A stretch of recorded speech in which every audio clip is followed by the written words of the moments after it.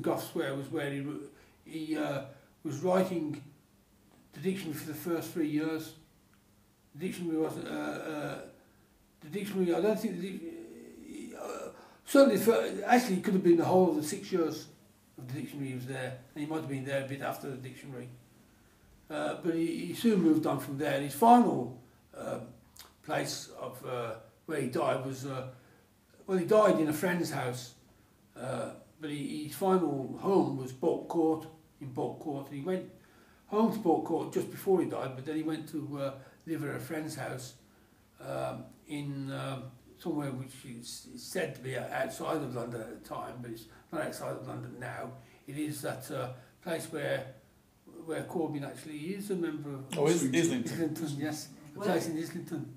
Oh, Islington. Yes, a place in Islington. Had fresher air up there, was the idea. Yes, fresher air in those days, yeah. He died there, yeah. So he wanted to die in London. His time in the Inns of Court, didn't he? Well, he did write a lot of lectures. I mean, Johnson is said to say, well, he did say, only those who, only a blockhead will write. Except for money. Except for money. But of course, I would say about half of Johnson's writings are not for money. And one of them is there was a chap who was studying law. He was the follow-up to the celebrated writings on law, the professor who wrote those principles of law. You know, most celebrated chap. What's the celebrated chap's name? His name slips my mind now. But anyhow, this fellow replaced him and was going to give lectures on law, and Johnson wrote a lot of them. Yeah, Johnson wrote a lot of the lectures on law. So it's a tremendous output. You know, law, medicine, all sorts of things he wrote on.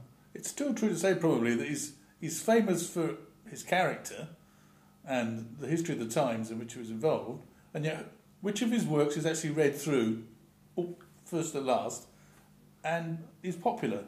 Well, I would say that you know, in English literature itself, the lives of the poets, his final, are still widely read. Yeah. Still widely read, and you know, people. If we studied English literature at Birmingham at a university, say Birmingham University or Oxford, or then we would probably read Johnson on Pope. We'd probably read Johnson on Milton.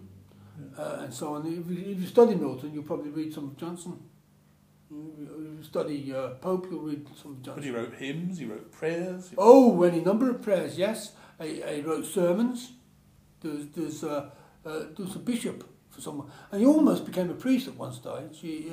One of his friends from Oxford got him a parish in the country because he thought, you know, as I say, Johnson was worried about teaching or you know, writing. He wanted to deal with ideas, and of course, being a priest would suit that. And so his friend from Oxford got him this place, and he gave it serious consideration. But then he thought that he wouldn't be able to look after the congregation in a way that a normal person would. He thought that his problems, his personal problems, would be offsetting to his parish. Was there a living available? Oh yes, yeah, he was considering this living. Yes, it was in Lincolnshire. Yeah. And another reason why he didn't want to take it is because it meant leaving London, which he was in love with. His first poem, London, which when he came to London, he didn't only have Irene, the play. He also had London, the poem, which was his first stint on a skit on Juvenal. And it run down London as a city, because it run down all cities, and it run down the government of Walpole. And in later life, of course, he's come to think that his strictures on Walpole were silly, because Walpole kept peace. And Walpole fell because he wouldn't go to war. And Johnson was dead against war. You know, it's one of the reasons why I like Johnson. Absolutely, he thought war was complete folly. He thought slavery was complete folly. And he favoured free trade. So he had some of the, what would now be called the original liberal ideas, although he was a historic Tory.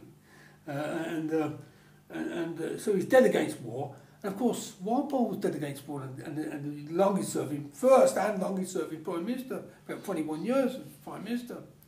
And he kept Britain out of war, and of course he fell because he wouldn't go to war. And the people who took over him did go to war, more for them. But so Johnson criticised Walpole, when he first. But later on reflection, he realised he was foolish to criticise Walpole. Walpole was roughly right, and of course he expressed hatred for London. Of course he loved London.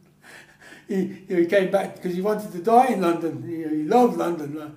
Is he the one who said, out of this world? The man who is tired of London is tired of life? Yes, that's right, because London offers you all that life has to offer. Yes.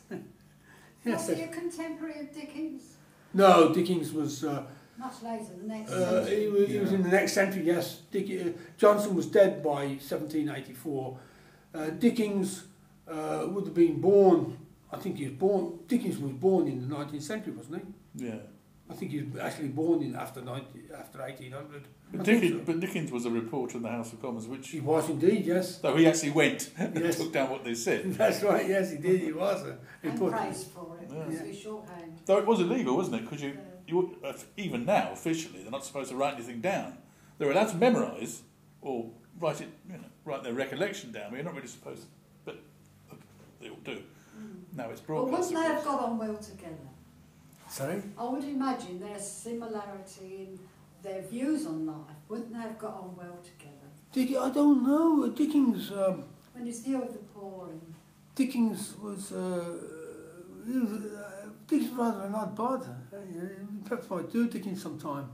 He was rather an odd bud. Johnson, much other bud, I suppose. Would they have gone on well?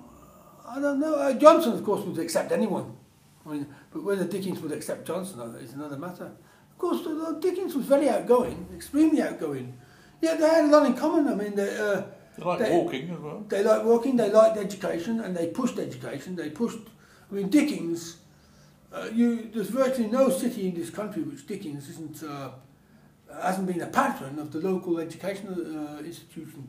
In Birmingham, where I come from, Margaret Street is the Birmingham Midland Institute of Education. Dickens was a patron of it 3 or 4 years, not in a row, but different.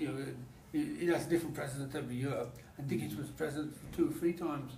And I suppose they have got a lot in common, but they are quite different characters.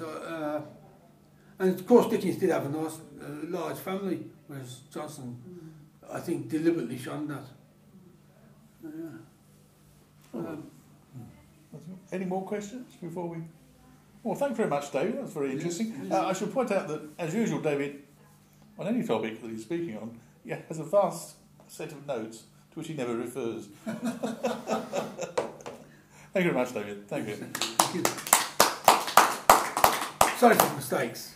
I remember reading one word I particularly memorised, a window, in that Johnson's book.